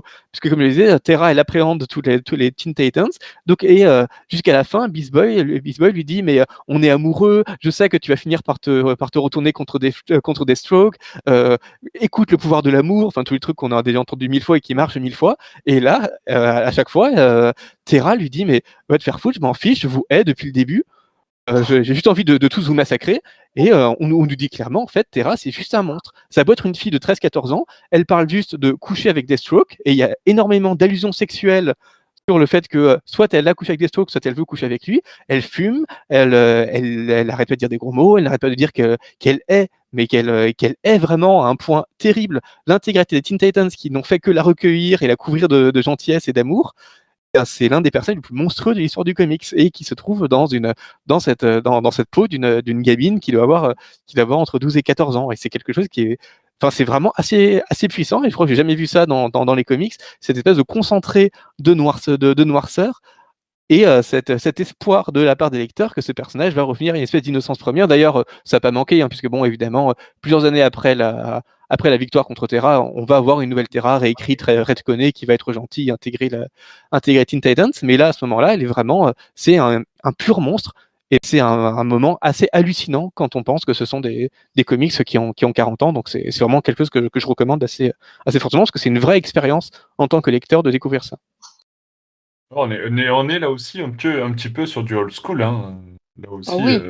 clairement. Et même si ça reste du comics des années 80, donc ça reste quand même relativement lisible. Et puis, Pérez c'est quand même dessiné de façon très dynamique. C'est aussi lui qui avait dessiné les Crisis on Infinite Earth, qui sont quand même des comics qui, en termes de dynamisme des plans et de petites idées de séquentialité, sont assez modernes et restent assez lisibles. Donc évidemment, c'est pas du Jim Lee. On est très très loin des comics vraiment datés des années 40 à 70 qu'on pouvait avoir dans l'anthologie sur la Batcave. Ça se tient encore très bien, d'autant que tous les dialogues, toute la dynamique de personnages, quelque chose aussi d'extrêmement moderne. On se dit justement que ça va être cliché parce qu'on va nous rappeler le pouvoir de l'amour, mais en fait, pas du tout. Il y a vraiment une vraie modernité à la fois dans l'écriture et dans le dessin qui rend ça particulièrement lisible. Donc, vraiment, c'est une grosse recommandation de ma part. Grosse recommandation de Siegfried, et sachez-le, c'est assez rare. C'est Siegfried Certified. C'est Siegfried Certified. Faudrait créer un donc, label, ouais. On va via la belle. créer un label. Ouais, c'est ça, on avait eu la même idée. Donc, on va rester sur ces belles notes avant de faire un petit mot sur les offres découvertes de Urban Comics. Alors, il y a deux choses que j'aimerais évoquer, parce qu'il y a ces offres découvertes qui viennent d'être lancées chez Urban Comics, bon, pour rappeler, alors, il y a tous les détails sur Batman Legend, hein, si ça vous intéresse, mais effectivement, l'offre découverte comprend en fait 2 tomes, il y a 5 séries qui sont lancées comme ça, avec les 2 premiers tomes au prix d'un seul tome. Pour faire un petit récap, grosso modo, on a Batman version Scott Snyder, donc New 52 ou DC Renaissance, avec donc La Cour des Hiboux, La Nuit des Hiboux, au prix d'un seul tome. Donc Batman Metal, tome 1, tome 2, Batman Rebirth, tome 1, tome 2, Batman Detective Comics, tome 1, tome 2, et Batman Detective, tome 1, tome 2. Donc à chaque fois avec le prix du tome 1 seulement. Et alors, c'est vrai que c'est une bonne idée. Je trouve que c'est quand même intéressant pour proposer des tomes de séries comme ça, plutôt intéressantes, qui ont été publiées récemment autour de l'univers de Batman, sur Batman d'ailleurs. Et puis, c'est vrai qu'il y a quand même un petit bémol que Pelli voulait peut-être soulever. Oh putain. Ah, Oh là là. allez, C'est bon, je peux gueuler? allez, c'est le moment Pelli vénère. Prends ma respiration. C'est parti. Non, bon, en gros, c'est une bonne idée. C'est une bonne. Attends, c'est une En bonne. gros. C'est une bonne idée d'Urban de faire des offres comme ça. Mais il y a 2 gros défauts. Mais- Premièrement, arrêtez de faire que sur du Batman. On a beau être Batman légende, on a beau adorer Batman, à un moment, le Urban / Batman, c'est chiant. Faites sur d'autres. Il y a Ce d'autres héros. discours n'est pas approuvé par Batman Mais non. Legend. Mais sérieusement, je veux dire, je veux dire, c'est chiant. La 80% de la gamme d'Urban Comics, c'est du Batman. Donc Mais c'est 80% des ventes de DC et d'Urban, Oui. c'est du Batman. aussi. Donc il y a un moment c'est- où ils vont pas faire des offres déficitaires pour satisfaire des Non. gens, des lectures qui ne se Le vendront pas. problème, c'est si par exemple tu ne proposes pas d'autres héros, c'est sûr que 80% de ta gamme restera Batman parce que tu ne proposes pas d'autres héros. Tu proposes Ouais, pas mais je d'autres. pense que quand ils proposent d'autres héros, ça se vend pas, tu vois. Je pense qu'il y a Puis, aussi ça. je sais pas, c'est pas comme si on n'avait pas eu un film Wonder Woman, je sais pas, ressort les 2 premiers tomes de Wonder Woman, ou même si le film n'a pas forcément bien marché à cause de la situation sanitaire et que le film est vraiment bof. C'est très nul. Je sais pas. Oui, mais là, c'est l'offre découverte Batman. Enfin bon, il y a plein d'autres trucs comme ça à ressortir. Je veux dire, là, quand même, c'est. Bon, après, alors je spécule hein, totalement. J'ai aucune info de ce côté-là. Mais peut-être que, parce que là, c'est l'offre découverte Batman. Mais peut-être que d'ici quelques mois, si ça fonctionne, ils feront l'offre découverte Superman, tu vois. Enfin, J'espère. Bah, Ce serait bien. Ce serait bien. Je trouve que globalement, s'il y a un côté positif ou c'est à bas prix et que tu as les 2 premiers tomes, c'est une grosse maison d'édition quand même, Urban. Peut-être et sûrement, oui, touchée par le Covid. Mais ça fait quand même plusieurs fois qu'il y a des offres comme ça. Je sais pas, enfin, par exemple, je vois pas iComics le faire. Moi, je sais pas, il y a un côté, viens, on est quand même gros, viens, on a quand même des sous, mais on va quand même faire des petites offres comme ça. Puis, moi, je trouve qu'à un moment donné, ça commence à faire cheap. Après, je rejoins pays sur que du Batman. Mais en même temps, voilà, ils surfent sur ça. Hein, c'est comme ça qu'ils font leur rentrée d'argent. C'est sûr, Siegfried le disait, je suis d'accord avec vous aussi, c'est clair. Mais Moi, c'est l'aspect offre, moi, qui commence à me saouler, en fait. Je trouve que ça commence à faire un peu lourd. c'est toujours connu, les gens vont plus acheter un tome 1 qu'un tome 5. Donc Oui. c'est que de toute façon, ils vont plus vendre à vendre des tomes 1 et 2 plutôt que s'ils te faisaient une offre, tiens, on a le tome 3 et 4 aussi. Ça, c'est sûr. On le disait en off avec Siegfried, regarde la gueule du tome.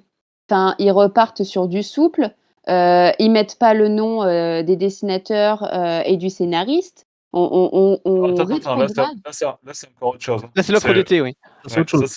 c'est l'offre Ah d'été, oui. mais Ok. On va y revenir. Mais, C'est un autre coup de gueule encore. Ça mais aussi, globalement, sur les offres, moi, je trouve esthétiquement, c'est pas beau. Et ça me pose problème parce que c'est aussi, comme je disais tout à l'heure pour Batman The Dailies, ça doit être aussi un bel objet. alors après, sur l'offre découverte, moi des infos que j'en ai, parce que je les ai pas achetées, mais les infos que j'en ai, a priori, c'est les mêmes ouvrages. C'est les hardcover. vrais Et en- volumes reliés d'Urban, oui. Les Ouais. beaux livres d'Urban. C'est pas en souple? Non, c'est Ok. les vrais, il y a vraiment le deuxième tome offert en fait. Ok. J'ai pas regardé parce que du coup, même les librairies que je suis n'ont Sur pas fait l'offre. Sur Donc, l'offre découverte, c'est les vrais ouvrages qui étaient sortis au moment de. C'est le même format. Donc c'est vraiment une offre C'est ça, ouais. c'est vraiment une offre intéressante si vous voulez vous lancer. C'est Clairement. les beaux volumes reliés d'Urban à 2 pour le prix d'un. Voilà. Et en plus sur des séries qui sont plutôt intéressantes a priori. Enfin c'est quand même. Ouais. On a quand même la cour des hiboux. Enfin, c'est plutôt pas mal. Les 2 premiers volumes du Rebirth de Tom King, c'est quand même. Il y a des trucs vraiment bien. Enfin c'est quand même pour une des offre hiboux, intéressante. on l'a eu aussi à l'offre d'été, quoi. Enfin, Mais ça c'est pour les gens qui se lancent dans Batman maintenant. ouais. Et c'est vrai aux gens qui demandent des recommandations pour se lancer dans Batman, la cour des hiboux ça revient régulièrement. Donc c'est une bonne occasion d'avoir tout le début du run de Snyder pour le prix d'un. Enfin, pour le prix d'un, c'est quand même plutôt Ouais, Mais moi, je trouve que ça devient répétitif. Ouais, Ouais, mais après, je pense qu'il y a En beaucoup tant que de gens fan, qui... mais Ouais, faut voir c'est les ça. néophytes. C'est ça, il faut voir les personnes qui veulent se lancer, ça peut être une bonne occasion. Moi, je sais que souvent, c'est intéressant. je reçois des messages sur Batman Legends, sur notre Facebook ou Twitter ou Instagram. J'en ai eu un peu plus tard que cet après-midi, je crois, sur quelqu'un qui cherchait des conseils pour débuter dans les comics Batman. Donc, je pense que pour ces personnes-là, c'est intéressant. Il faut bien voir qu'il y a plein de séries Batman simultanées. Donc il y a plein de gens qui, par exemple, vont lire les détectives comics, mais pas forcément la série Batman, ou qui auront lu La Cour des Hiboux et Batman Détective, mais pas Rebirth, enfin qui choisissent leur série parce qu'on peut pas tout lire à la fois et tout acheter à la fois parce que ça finit par devenir cher. Et du coup là, ça peut être l'occasion pour eux, s'ils regrettaient de ne pas avoir cette relation dans telle série, de se lancer pour un prix plus intéressant. Parce que ça, on en a plein aussi dans les discussions sur les différents groupes Facebook, de gens qui disent tiens, moi j'ai lu les Batman Rebirth, mais qu'est-ce que ça vaut Détective Comics? Évidemment, ils savent pas trop, et bon, c'est un sacré investissement de se lancer dans deux séries à la fois. Là, ça peut être une belle occasion de tenter le coup, découvrir autre chose. Alors après, j'ai pas fini mon coup de gueule. Il y a un deuxième. Ah oui, la deuxième partie. Deuxième partie. Et tu vois, Chapitre 2. Et tu vois, la deuxième partie est plus grave, je trouve, que la première partie. Parce qu'autant la première partie, c'est moi à mon niveau qui me plaint comme quoi Urban fait trop de Batman. Ok, d'accord, effectivement, c'est leur niche c'est leur poule aux œufs d'or, très bien, c'est normal, il n'y a pas de problème. Je comprends l'aspect économique. Ce que je ne comprends pas, c'est quand tu fais une offre comme ça. Alors moi, pour mon histoire perso, j'ai commandé Detective Comics Rebirth et Batman Detective, donc dans cette offre-là, chez la Fnac. Je n'ai pas pris ça chez mon libraire, Ah oui. tout simplement en me disant le libraire ça va être blindé, ils vont pas recevoir beaucoup de stock, alors que la Fnac, je suis sûr qu'ils vont avoir du stock. Et ben au final, je me retrouve que le jour même où je les ai précommandés, donc le jour même où je dois recevoir les bouquins, je ne les reçois pas. Et le lendemain, je reçois un mail de la Fnac me disant que ma commande a été annulée parce qu'ils n'ont pas reçu assez de stock de la part d'Urban Comics. Moi, ce que je trouve dégueulasse, c'est d'un côté la Fnac qui me prévient le lendemain seulement, comme quoi ils n'ont pas assez de stock, et non pas la veille ou l'avant-veille, ou lorsqu'on commande sur leur site de dire stop, on n'a plus de stock. Et ce que je trouve encore plus vraiment con, c'est qu'Urban ne se soit pas dit mais attends, on fait une offre découverte, va peut-être falloir réserver un peu de stock quand même, parce que bon, les gens vont sauter dessus, en plus c'est du Batman. Je trouve ça un peu quand même... Après, on ne sait pas, peut-être qu'il y a quand même pas mal de stock, mais qu'il y a une telle demande qu'ils ont été débordés quand même, c'est possible. Ce que j'essaye de dire, c'est qu'un petit libraire n'ait pas de stock, je le comprends parfaitement, ok. Mais qu'un groupe comme la Fnac n'ait pas de stock, ouais, je le comprends un peu C'est moins. parce que t'as pas tapé assez gros, t'aurais dû taper Amazon. Pourquoi vous faites saigner mes oreilles à dire Fnac et Amazon? Je comprends pas l'idée. J'aurais dû m'écouter parce que je me suis dit, si je la commande chez le libraire, c'est sûr que je vais me pointer, va plus y avoir de stock parce que les gens sont tous allés chez le libraire. Donc j'ai voulu contourner ça en disant, bon bah vas-y, tant pis, cette fois je prends la Fnac et puis voilà, c'est pas grave. Mais, C'est fait eu. mais voilà, mais ce que je trouve aberrant, c'est que Urban n'ait pas prévu son stock. Je veux Et dire, attention, Urban, ils font une offre, donc ils font un tirage limité, ça c'est normal. S'ils commencent à tirer dans un nombre illimité des comics d'une offre, ils vont juste perdre de l'argent pour rien. Là, leur intérêt, c'est de faire un stock dont ils savent très bien que 100% du stock de leur offre va partir. C'est tout, ce ouais, qui compte, c'est tout ce qui compte pour eux. C'est pas d'en faire une offre permanente avec des numéros illimités qu'on pourra acheter pendant les prochaines années. C'est juste une petite offre limitée qui va partir complètement. Et en l'occurrence, leur but est atteint. Ils n'ont aucun intérêt à faire un trop gros tirage. Après, cette question de la Fnac, on ne sait pas qui est fautif. Est-ce que Urban n'a pas fourni les stocks C'est qu'ils ça. avaient promis, ou est-ce que c'est la faute de la Fnac qui a autorisé des précommandes alors qu'ils n'avaient pas les stocks? Là, on ne sait pas qui Non, revient on le saura tort. jamais. Là, il y a Ouais. un truc qui est dommage, effectivement. ce que je veux dire, Siegfried, c'est que le gros problème, c'est qu'on sait, toi comme moi, même nous tous, on sait très bien où vont finir ces tomes. Ça va finir sur des sites Le Bon Coin, Marketplace sur Facebook, revendus 100 balles, parce que, tu comprends, c'est rare, hein. Voilà, moi, Mais ça, c'est pas la faute d'Urban ni de la Fnac. Donc Est-ce que encore, Péli, tu as vu d'autres gens heureusement. qui est arrivé le même souci que toi? Est-ce que tu as vu qu'il y a d'autres gens où ça arrivait pareil sur Fnac ou sur d'autres sites ou d'autres librairies? Non, parce que la majorité des gens ont été plus intelligents que moi sur le coup, effectivement. Ont commandé chez leur libraire et qu'il se trouve que les libraires ont eu un stock suffisant. Moralité, allez voir vos petits, soutenez vos libraires de quartier. C'est ce que j'allais dire. Soutenez Alexandra. Non, mais c'est vrai que là, pour le coup, le discours comme quoi allez voir vos libraires, il n'a jamais pris autant de sens que là. C'est comme quoi là, bah. Alors après, dans cette histoire, J'ai cru entendre que Fnac prend de moins en moins de risques c'est ça. sur l'aspect librairie, donc que ce soit BD et comics. J'ai pas eu d'infos sur les types romans, mais que en gros ils sont en train de gerter vraiment les spécialistes BD et comics dans les rayons pour que ce soit juste des simples vendeurs, quoi, des gens Fnac basiques. Et c'est un peu mis de côté, hein, donc ça me m'étonne pas trop. Alors Après, après, est-ce que c'est lié?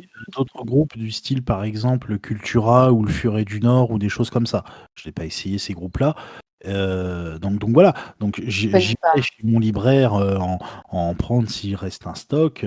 Voilà. Après, la déception, c'est d'un côté la Fnac qui n'est pas forcément très commerçant en prévenant le lendemain et non pas le jour même. Après, voilà, je sais pas si c'est des mails automatiques ou autre, ou je connais pas leur organisation, mais je trouve que ça fait pas très commerçant de dire le lendemain, ah, désolé mon gars. Et le pire, dans cette histoire, j'ai pas encore regardé Ça, sur après, des c'est la comptes. Fnac. Hein. Ben oui, mais le pire, c'est que, tu vois, j'avais pris les 2 comics de cette offre, plus un comics, le Batman Détective Tome 4. Donc le Détective Tome 4, je l'ai reçu 2 jours après, pas de souci. Mais le problème, c'est que j'ai payé pour la totalité. Et je sais même pas si j'ai été remboursé pour.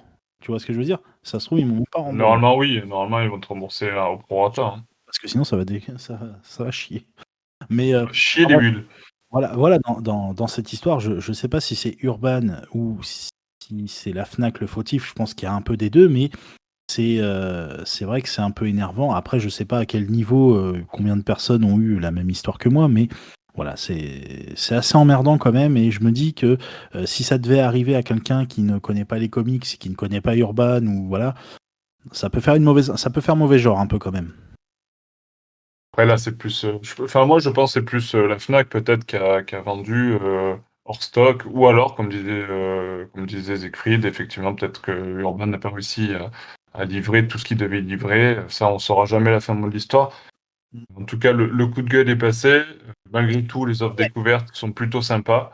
Non, Moi, j'avais juste, du coup, vu qu'on est dans les coups de gueule et qu'on parle d'Urban, etc., et on n'a pas eu le temps d'évoquer ça, alors juste 2 minutes, parce qu'on va conclure ce podcast juste après, évoquer la montée du prix des comics chez Urban Comics, qui en certains récits ont augmenté de 50 centimes ou 1 euro. bon, je pense que c'est, on va dire, une sorte d'inflation des prix des comics. Malgré tout, ça reste un prix raisonnable. Qu'est-ce que vous en pensez? Ouais. Euh, Pour moi, c'est carrément, ça reste raisonnable et je pense qu'Urban peut se permettre de faire une augmentation de 50 centimes. Quand tu vois qu'à côté, il y a Panini Comics qui augmente leur prix quasiment tous les 2-3 mois ou qui augmente leur prix de façon beaucoup plus drastique. Moi, je pense qu'ils peuvent se permettre, Urban Comics, d'augmenter. Ce qui a été chiant sur cette histoire, c'est ça a été mal Ça n'a pas communiqué. été communiqué, ouais, c'est ça le problème. C'est plus ça qui est énervant. Ouais, je suis assez d'accord. C'est vrai que c'est un peu dommage qu'ils aient pas un peu communiqué. Disons qu'ils ont communiqué dessus 3 semaines après la montée des prix, donc c'est un peu bizarre. Mais bon. Il y a un problème de communication chez Urban, mais ça, on le sait, hein. Mais c'est pas nouveau. Ok.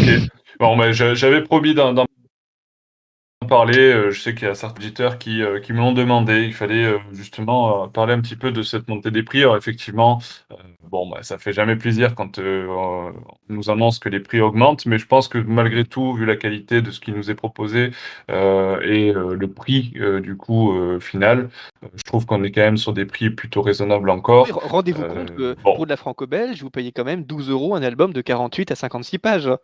Donc imaginez un peu la quantité de pages que vous avez dans de beaux volumes reliés comme ceux d'Urban. Pour le rapport qualité-prix est quand même très intéressant, même en augmentant un peu les prix. Donc moi, ça me choque vraiment pas que ça coûte un peu plus cher. Ah, puis Ah, surtout, je suis d'accord. depuis quoi ça faisait. Je sais même pas si Urban a déjà augmenté ses prix comme ça une fois. Je m'en souviens pas qu'ils aient augmenté en tout cas, ouais. Donc ça doit faire peut-être 3-4 ans qu'Urban n'avait pas augmenté ses prix. Donc bon, Oh, même plus.